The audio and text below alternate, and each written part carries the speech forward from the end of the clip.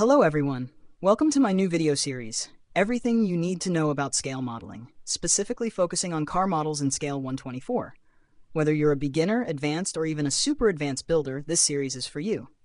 I'm excited to share my passion for scale modeling and help you learn new techniques or simply enjoy watching the process. In this series, I'll cover the basics for beginners, starting from the very beginning to the final assembly. You can expect to learn about kit contents, working with parts, essential tools like sprue cutters and glue, my personal tips for processing structural parts and applying paint efficiently, decal application, polishing, model assembly, and finishing touches. A little about me. I'm based in the United States and started this hobby in 2016. Over the years, I've built about 60 models, with each new one improving in quality. While most of my models are 124 scale plastic injected kits, I've also ventured into larger scales like 112, including a motorcycle kit.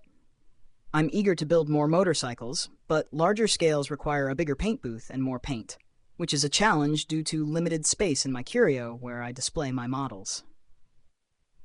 Speaking of larger scales, while 1/12 scale kits offer advantages like working suspension, steering systems, and opening doors, many 124 scale kits don't include these features. However, I'll show you how to design, modify, and create these features yourself in my advanced and super advanced videos. I'll also explore more advanced modifications, such as working lights, front and rear, and internal lights controlled by a hidden sensor. The possibilities are endless, and I can't wait to share them with you. Join our community of model building enthusiasts by hitting that subscribe button and never miss out on our latest videos. I am looking to start with the Mini Cooper kit by Hasegawa, but only as an example. In my opinion, that kit or similar kits is perfect for a beginner. Why, you might ask? Firstly, it's one of the newer kits, highly available and very affordable. Secondly, it doesn't have many parts, just a few sprues. The car body is complete and doesn't require any modifications. Also, it's important to note that the body is molded in white plastic, which means it can be painted in any color you like. Kits where the body is molded in a specific color, like red for example, can be an issue to paint in a different color. You might get stains after finishing painting the body. However, I will cover that issue in one of my next advanced videos on how to solve stain issues. Let's see what is inside the box. This is a plastic injected kit, and it has a bunch of plastic sprues, the car body, chrome-plated parts, plastic clear parts, and rubber tires. Basically, all plastic injected kits look similar. Let's take a closer look at a plastic injection molding sprue. This is what one of the sprues looks like, with details like the chassis, seats, exhaust system, etc., attached to pipe-looking square or rectangular frames. The process to make them in a factory is relatively simple, which helps keep these kits affordable. The mold for these sprues is designed with cavities that match the desired shape of the final product, along with channels for the ejection sprues. Plastic resin is heated to a molten state in an injection molding machine. The molten plastic is then injected into the mold cavity under high pressure, filling the cavity and taking on its shape. The mold is cooled to solidify the plastic, crucial for maintaining the shape and integrity of the final product. Once cooled and solidified, the mold opens, and the ejection sprues, along with the finished parts, are ejected. The ejection sprues are trimmed from the finished parts, and any excess material is removed. This process is repeated to create multiple parts from the same mold.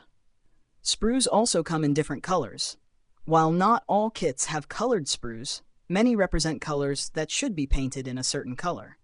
For example, black molded plastic should be painted black, while gray might represent silver or metallic colors. More advanced kits with body parts are usually molded in the same color.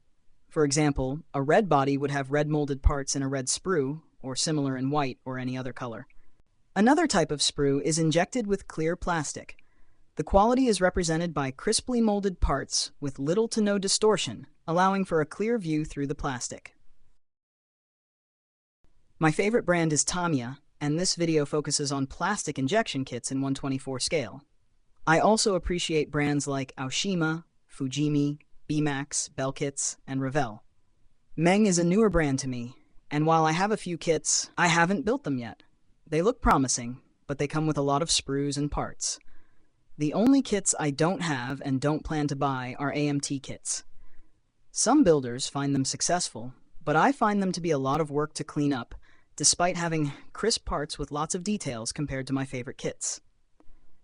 From an engineering standpoint, Tamiya is the best in terms of quality and details. They release 1 or 2 kits per year, each one an improvement over the previous. Most of the kits come with synthetic rubber tires, with street cars usually equipped with protectors. Racing cars, of course, come without protectors. The protectors provided look very realistic, albeit in a smaller version. They are sturdy yet soft to the touch. Additionally, the kit and many others come with inserts made from the same material as the tires. This allows the wheels to spin freely. Just remember not to apply any glue during assembly if you want to preserve this option. It's important to note that even though the wheels can spin, the model is not intended to be used as a toy. Most kits come with decal sheets, and modern decals are of pretty good quality. I will show all the steps for applying them later on, including which solutions to use. Just a little note.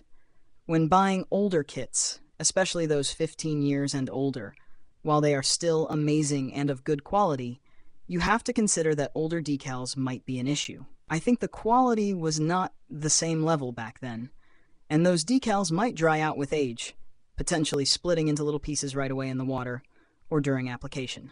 So consider having a spare newer set or look into aftermarket choices. The instruction book is written in Japanese and some English. It shows what parts are included, followed by steps from beginning to end, and assigns colors to each part. This is very helpful, especially for beginners, so you don't get lost. The manual uses Mr. Hobby or Mr. Color naming conventions for colors, like H1 or H2, but also includes the actual color names that can be found in any brand that produces paints for modelers, not limited to car manufacturer paints. I will cover paint types and brands later on in this video. For example, the steering wheel with a B11 marking represents part number 11 on the B sprue. The number 33 indicates the color. You can refer to the color table on the first page, which translates to H112 in Mr. Color, or simply flat black. Number 7 and 8 would be decals from that model on the decal sheet. Once I gained more experience, after building around 15 kits or so, I started choosing my own colors based on pictures of existing cars I found on the internet or cars I saw with my own eyes in real life. This particular kit has only 13 steps and is totally recommended for beginners. At the end of the manual, there are color recommendations for the body and decals. I recommend reading the whole manual, including the last page, before building, and start planning based on the steps. I will show a process on how to plan everything and set yourself up for success. I have these highlighters, but I am not prompting you to buy the same. You can use any brand that is affordable and available. These highlighters are very inexpensive, but very helpful when it comes to following color recommendations from the manual. My process will eliminate most of the confusion you might have. For example, let's take color 33 again. It doesn't matter what color of highlighter you pick. I took a brown highlighter and marked line 33 that represents flat black color. I am going through the manual and marking all 33 numbers wherever I see them. You can match colors too if you have a choice of highlighters that represent each color. For example, color 47, clear red. A red highlighter would be perfect to mark 47 numbers in all steps. I don't have that choice, but am perfectly fine with my set. The same goes for number 28. I am using a blue highlighter and marking 28th everywhere I see it. Stay tuned with us for exciting model building adventures by subscribing to our channel today. Here are the very basic tools that you must have before starting any kit. As modelers, we call starting a project a journey, and I will present to you a structured way from beginning to end or from start to finish. I will start with very basic and inexpensive tools, and then I will switch to variations of each tool that I've acquired over the years. However, if someone were to take away all my other tools, these are good enough for me to continue building my models. 1. Cutting mat. I would recommend size A3, but I started with a smaller one, A4, which is pretty worn out already, but I still use it for dirty jobs. The A4 mat looks good as I only use it for YouTube videos. These are self-healing mats, meaning when doing any kinds of cuts with a knife, you can cut, glue, saw, etc., and it will last for many years. It can become dirty, and some lines can disappear when using chemicals, but it will still do the job intended. 2. Sprue cutter. This was my first one, a very basic one by Tamiya. I think some people use electrical wire cutters from hardware stores, and that should work as well.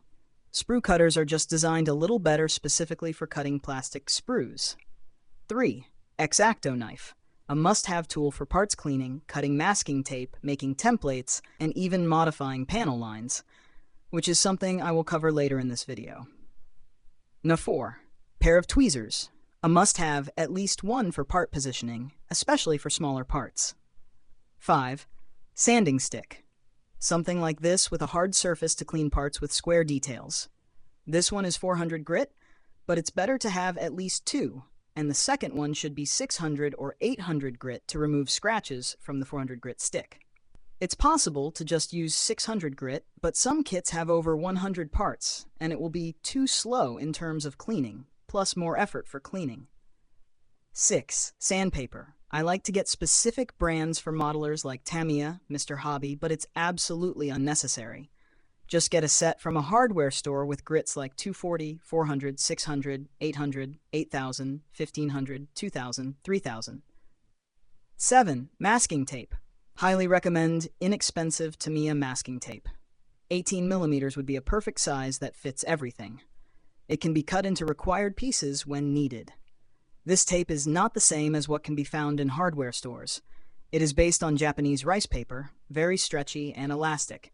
There are some better and more economical options that I will cover later in the video with some details. Here is my sprue cutters collection I inherited over the years. Once again, one pair is good enough, but I just love tools and especially good ones. This one is my very first one by Tamiya. A very inexpensive choice, but it still does the job intended. The next one is also by Tamiya, but a little more expensive, but not too crazy expensive. Very good quality. It will last forever, as long as it's not used to cut metal, even soft metal. I just got this one recently because I liked how it looks. All metal, nice handles, cuts very well. That pair is the most expensive pair I ever bought, just out of curiosity, by the God Hand brand. I have other tools from that brand as well. It's a very high-quality sprue cutter, but also not as tough as the other ones. When cutting a plastic sprue, you don't feel any resistance at all, because one of the blades is very flat. I use these to clean parts more efficiently. I will show how later in this video. Also, that flat blade is easy to destroy when cutting clear parts. I learned that lesson the hard way, and then took a translator and found that disclaimer on the box. The one by Citadel was my second one. It looks very nice, but became dull in 2 months. I'm not using that one anymore. And the last one but not least. I just got that one recently, again out of curiosity. It looks like a cheaper version of my most expensive one with a flat blade for cleaner cuts. But the nice feature is that the flat blade is replaceable. Of course, I bought 3 extra blades. I will test them on clear plastic.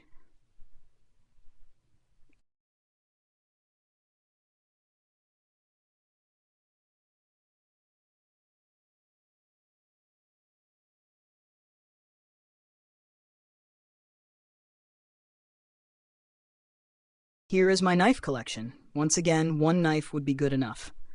That very inexpensive X-Acto knife will do the job intended. Just need to have some replacement blades. Replace them once they become dull. I have a box of 100 spare blades that will last me forever. Just remember to keep it with a cover. Blades are very sharp. Then I got another knife, which is a real surgical scalpel. Very well made, all metal, and blades are very sharp and durable. The blade stays sharp much longer than the previous one. I think I could do surgery with it. The only negative part is replacing that blade. I think there is a special remover somewhere out there. Another knife is a pretty nice one to have as well. I like how easy these blades can be replaced. And of course, I have a lot of replacement blades. Once the blade becomes dull, just snap off a little section. The next knife takes the same blades as my surgical scalpel, but is much easier to replace blades, and the handle has a much better grip. The following knife is similar to the third knife, where you can snap a little section and have a brand new blade in half a second, but this one has a different angle, which I really like. The next ones are just handles where you can attach any possible blades. There are many different shapes and sizes available. I also use saw blades when I need to cut a part. The last one is also a bigger saw with a specific blade.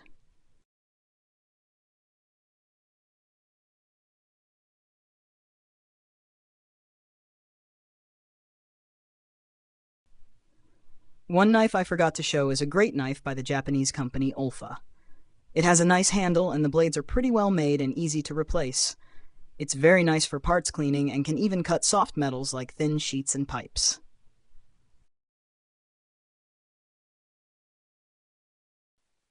Sand sticks and sandpaper tools collection.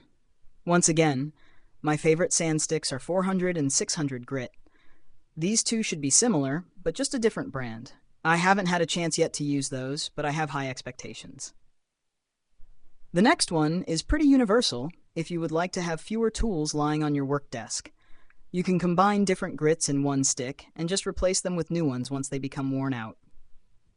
The next tool is a pretty simple tool.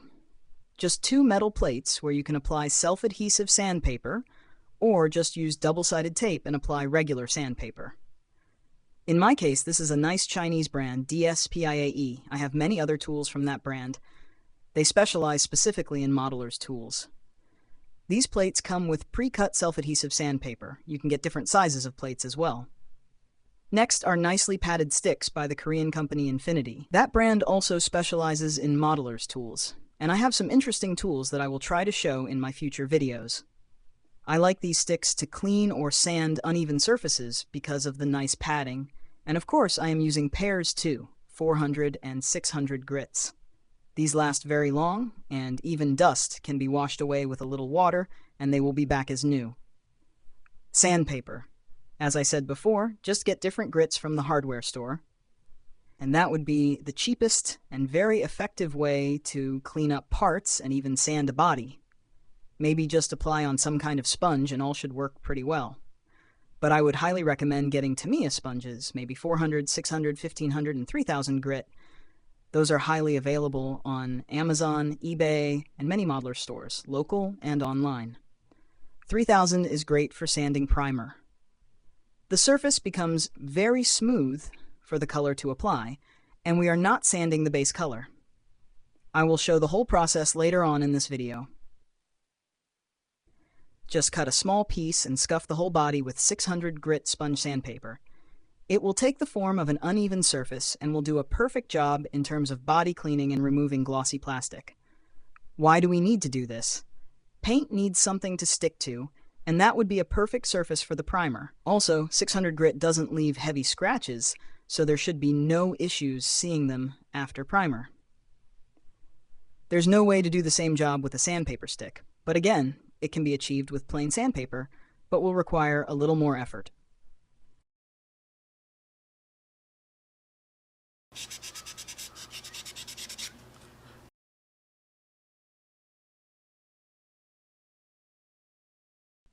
Here are some motorized tools as well, but I will leave all of those for more detailed reviews and overviews in my next videos.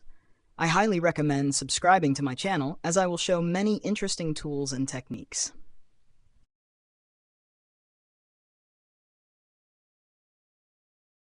Tape section. As I recommended before, you can just have one-size-fits-all masking tape and just cut it into required pieces. But of course I have all available sizes and types. These three by Tamiya are 6mm, 10mm, and 18mm. An alternative to Tamiya, and maybe slightly better, is the tape by the brand name Tesa. Also 18mm, but much longer than Tamiya, and it will last forever. I couldn't find that particular one in any hardware store, but it is available on tape, specialized internet stores.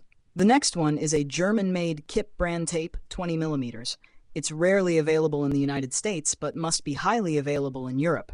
I was able to buy one when visiting Europe just to try it out. Very nice tape and very similar to Tesa. The next one is 50mm. I bought that one from the Modeler's online store. The name is unknown, but I think it is a Kip tape, just a different size. It just feels and looks the same. Why these specific tapes? How are these tapes different from regular painter's tapes that can be bought from a hardware store? These tapes are based on Japanese washi paper, which means rice paper. That tape is very elastic, stretchy, can take any form, and the glue is very delicate. It's designed not to pull paint. Great for creating templates that I will cover later in that video. Here is just a quick example.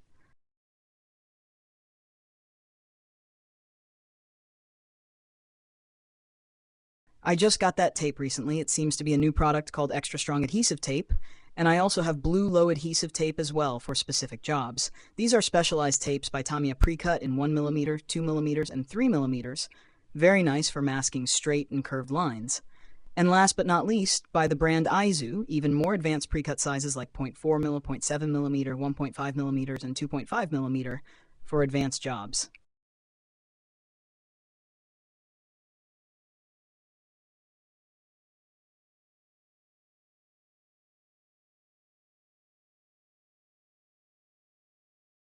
Glue section.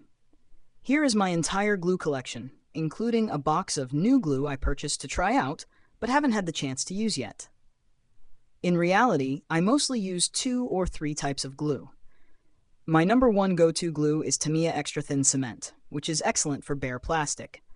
This glue has a consistency like water, and once you bring 2 plastic parts together and apply the glue, it penetrates the plastic, creating a chemical reaction that forms a solid connection once dried. It requires very little glue to achieve this, and it comes with a tiny, very fine brush for application. Working with this glue creates very clean connections without any residue, as excess glue will just vaporize. However, this glue doesn't work well on painted surfaces unless you can remove the paint from the areas where the 2 parts are supposed to be glued together. For painted parts, I use CA glue, which I believe is the best glue for this purpose. The reason is that CA glues are usually very strong and can easily ruin your painted work. They sometimes penetrate the paint, creating damage or leaving cloudy white spots. The particular glue I use, Bob Smith Industries Super Gold Plus, is a very mild glue that is even safe for clear parts. However, it still needs to be applied in very small amounts and precise places. It's a bit pricey compared to other CA glues, but it's worth every penny. I usually buy the smallest size, 1/2 or 14 grams, as I won't even be able to use half of the bottle at my speed, and it goes bad in 1.5 to 2 years, which isn't bad anyway. I also have another kind of CA glue by the same brand called MaxiCure, which is great for metal parts and has better adhesiveness overall. However, this glue is pretty harsh and should never be used for clear parts, as it will create white cloud spots that would be very hard to remove. I almost stopped using this glue and replaced it with a different one, but I still use it for metal parts on special occasions. I'll show that glue later on. A great personal discovery for me a few years ago was CA Remover or Uncure, also by the same company. This product removes any CA glue mistakes in seconds without leaving any residue. However, it mostly works on cleared surfaces and may remove paint if applied to just painted but not cleared surfaces. I usually get the smallest size, or maybe it's only available in 1/1/0 size. Also, it's unlikely to dry out or go bad over time like CA glues. Just apply a very small amount to a cotton swab and wipe away the glue. Few strokes are usually enough. The next glue, Mr. Cement S, is very similar to Tamiya Extra Thin. I'll probably start using that bottle in 20 years when I finish the Tamiya bottle, as this glue never expires. I bought these 2 in Hobby Lobby a long time ago. One of them is called Liquid Cement, and the other is Cement for Clear Parts by brand Testors, but I've never had a chance to test them yet. For clear parts, I am trying to use epoxy glue where possible, and it happens to be the same brand, BSI. The particular glue I'm showing is a 5-minute type. That means it will cure 90–95% in 5 minutes. I think they have 1 minute, 30 minutes, and 45 minutes. I'm mostly using 5 minutes as it suits all my needs. It comes with 2 parts, resin and hardener. Parts proportions would be equal 1:1.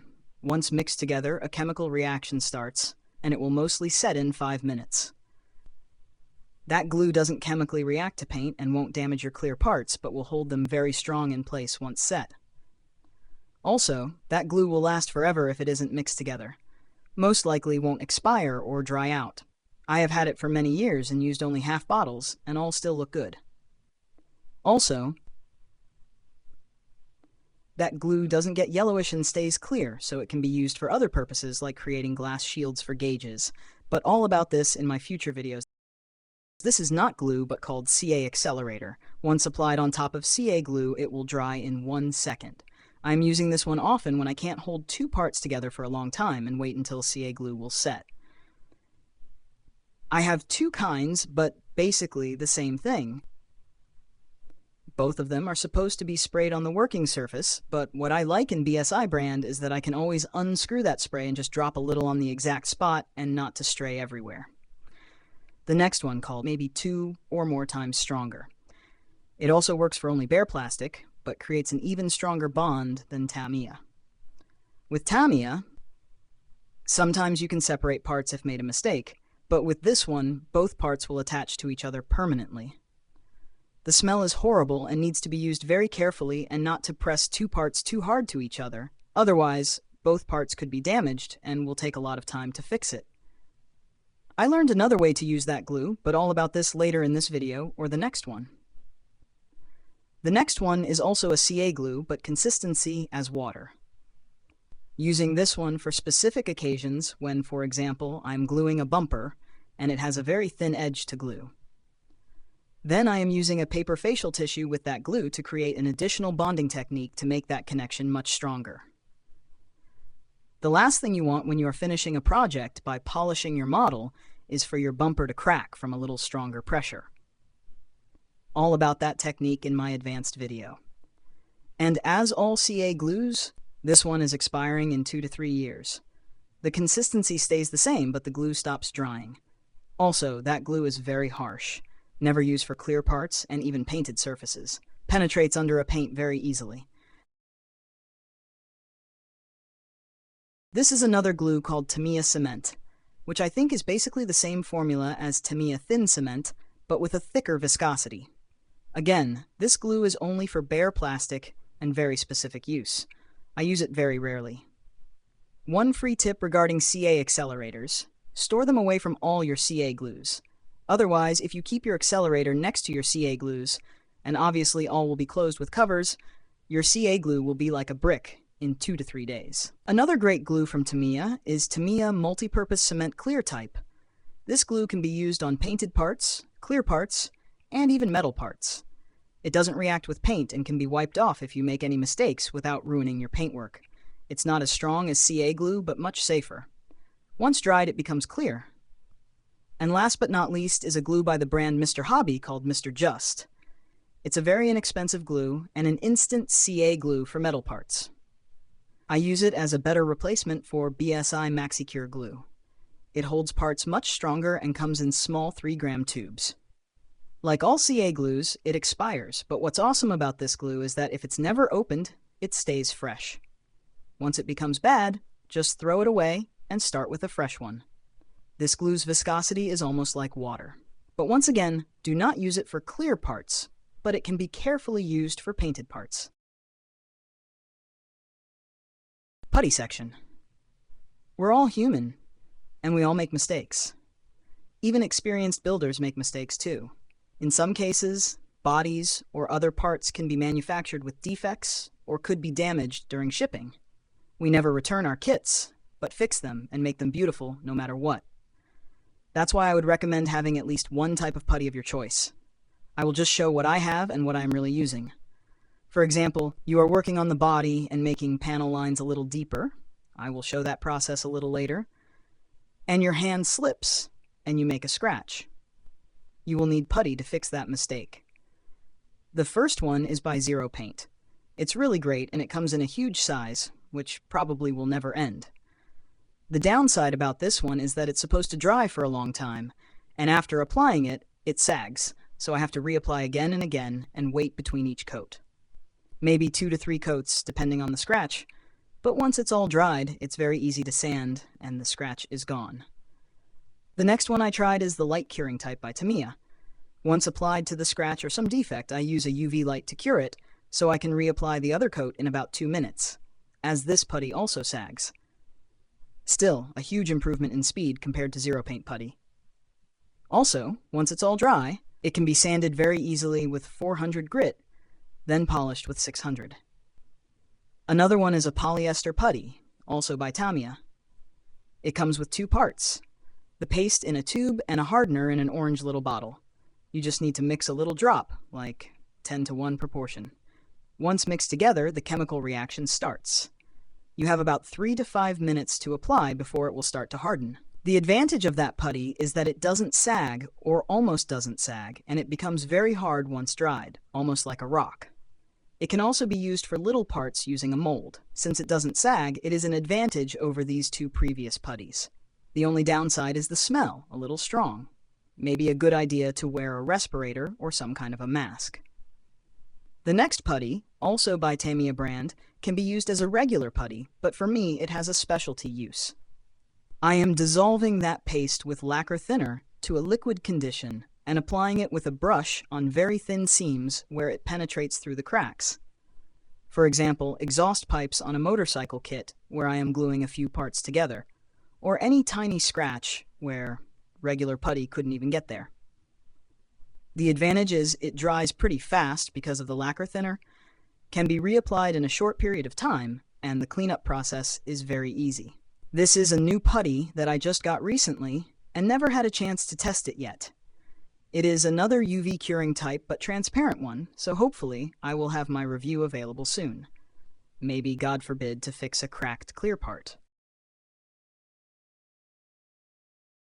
This is almost everything I have, and way more than really needed.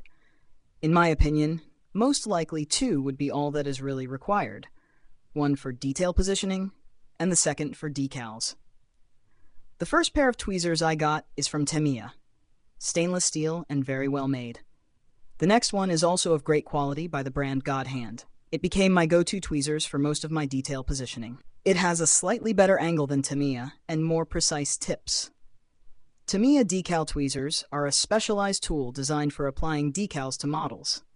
These tweezers have a unique shape and design to make the delicate process of decal application more precise and easier. The tips of Tamiya decal tweezers are often curved or angled to allow for easy grasping and placement of decals. This design helps prevent the tweezers from accidentally touching and damaging adjacent decals or model surfaces during application. Additionally, Tamiya decal tweezers often have a non-slip surface on the tips to provide a secure grip on the decals. This feature is especially helpful when handling small or intricate decals that require careful placement. Overall, Tamiya decal tweezers are a valuable tool for model builders, as they can help achieve more professional-looking results when applying decals to models. The next one is a kind of specific one. It's great for very little tiny metal parts like rivets. The very narrow, needle-like shaped tips give better control and visibility of small parts. Also, the non-slip grip is a great feature. The next one is also a specific type. It has plastic ends, making it very useful for parts that are painted or delicate and easy to scratch.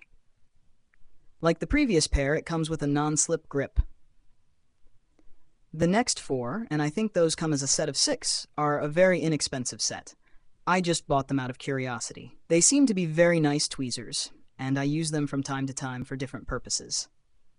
And last but not least, reverse tweezers, also known as self-locking tweezers or reverse action tweezers, are a type of tweezer that locks in place when squeezed and releases when pressure is released. Unlike regular tweezers where squeezing closes the tips, in reverse tweezers, squeezing opens the tips, allowing you to hold objects without continuous pressure. They are useful for holding small objects or parts while you work on them, especially in situations where you need both hands free or need to hold something in a specific position for an extended period.